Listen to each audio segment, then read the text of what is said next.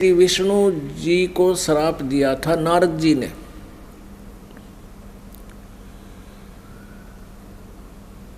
और ये श्राप दिया था कि नारद जी के मन में विवाह कराने की प्रेरणा होगी।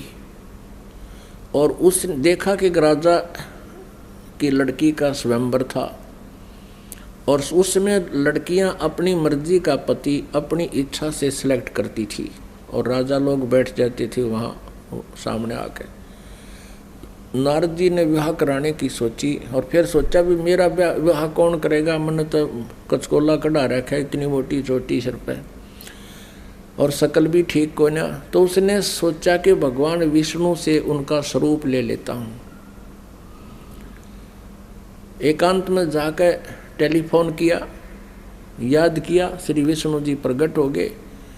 नारद जी ने कहा भगवान मैंने विवाह करवाना है और आप मना मत करियो, आज पहली बार आपसे कोई वस्तु मांग रहा हूँ, मुझे आप हरि रूप चाहिए, मुझे हरि रूप चाहिए, अर्थात आपका सुंदर स्वरूप मुझे दे दे। श्री विष्णु जी ने कह दिया तथास्तु। अब उसका बंदर का मुंह लग गया, बंदर का। हरि माने बंदर भी होता है।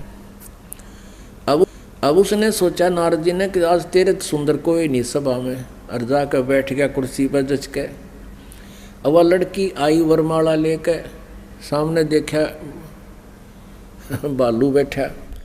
अब वह एक कदम पीछे से होकर आगे चली गई। नारद जी ने सोचा शायद लड़की की दृष्टि नहीं पड़ी मेरे ऊपर है। वहाँ से उठकर एक और खाली चेयर थी दूसरे लोग वहाँ जा बैठा। जो वहाँ से भी लड़की आगे निकल गई, नारद जी कहने लगे भाई यह अंधी है क्या? और दूसरे तो बोला, साथी ने उसको यो दिखा दिया दर्पण, अगर देख अपनी शकल तो देख ले, हमने डर लगे तेरे थे। तब उसने देखा जब दर्पण यानी अपनी शकल देखी, उसने बिना गिनती की गाली दे दी विष्णु भगवान को नारद जी ने। और उसी समय विष्णु जी आ गए और विष्णु जी के गले में वरमाला उस लड़की ने डाल दी।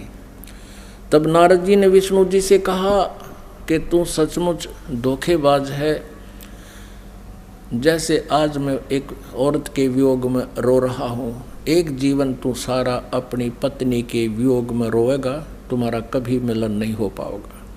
उसी श्रापवश श्री विष्णु जी श्री रामचंद्र रूप में अयोध्या के राजा दशरथ के घर जन्मे।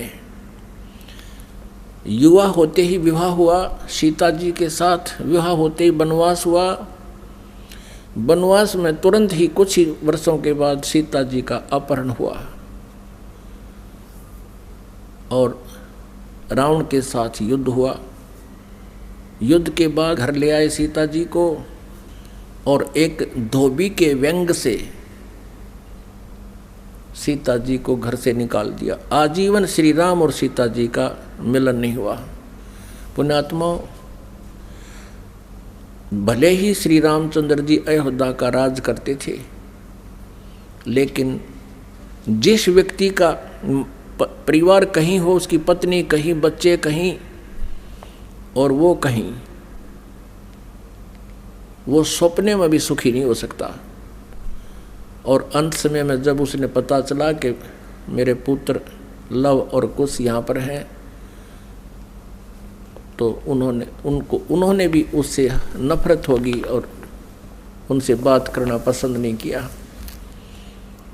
और सीता जी भी पृथ्वी के अंदर समा गई, उसके दर्शन तक नहीं किए।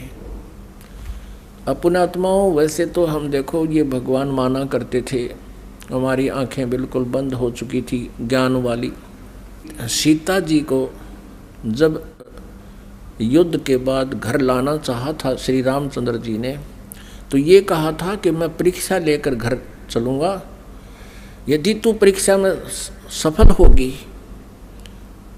तो मैं मानूंगा तू निष्कलंक है, रावण से तेरा कोई संबंध शारीरिक नहीं हुआ, और यदि तू परीक्षा में सफल हुई तो खत्म हो जाएगी। क्या परीक्षा ली थी श्री रामचंद्र जी ने कि अग्नि में बैठा दी थी सीता जी को, आग लगा दी थी चिता बना के, और ये सोच लिया था कि यदि ये कलंकित होगी तो जल मरेगी टंटा कट्टे। और सही होगी, निष्कलंक होगी तो जीवित रह जाएगी।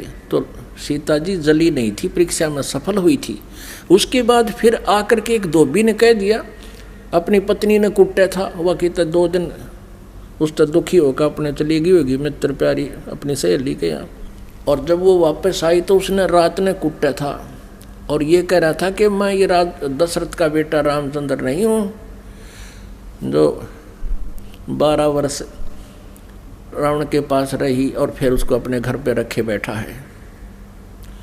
उस समय राजा लोग एक विशेष न्यायकारी होते थे, भेष बदल कर अपनी नगरी में घुमा करते थे, कोई व्यक्ति दुखी तो नहीं है। तो रामचंद्र जी ने कान ला कर सुना तेरा जिक्र कैसे हो रहा है। उसने 2-3 बार दोहराई ये बात, इस बात पर कि मैं निंदा का पात्र बन गया हूँ सीता को घर ला कर। अगले दिन सीता को निकाल दिया कि मैं दुनिया की व्यंग नहीं सुन सकता और जाइए आप, मैं नहीं रख सकता आपको, आप रावण के पास रही हो। अब फूटे भाग हमारे इसे भगवान थे हमारे, गर्भवती पत्नी और अकेले निकाल, सुबह भाग जाए यहाँ से, अरे कलेजा फटने हो जाता है। आदमी अकेला निकाल के देखो, वो तो एक औरत की जाति थी, कहाँ जंगल में जावे। और कहते हैं झाड़ झाड़ बैरी होता है स्त्री का। और ये थे हमारे भगवान, ये थे इनके करैक्टर, इनको हम कहते हैं मर्यादा पुरुषोत्तम। यह क्या मर्यादा थी भाई, एक गर्भवती पत्नी को और घर से निकाल देना, कितना मरो चाहे जीवे। ये तो कितना कट्टर स्वभाव होगा उस व्यक्ति का। अब कहने का भाव ये है पुण्यात्माओं, श्री रामचंद्र जी को जब पता चला, उसने अश्वमेघ यज्ञ करी थी, घोड़ा छोड़ दिया, लव कुश ने पकड़ दिया, रामचंद्र जी के छक्के छुड़ा दिए।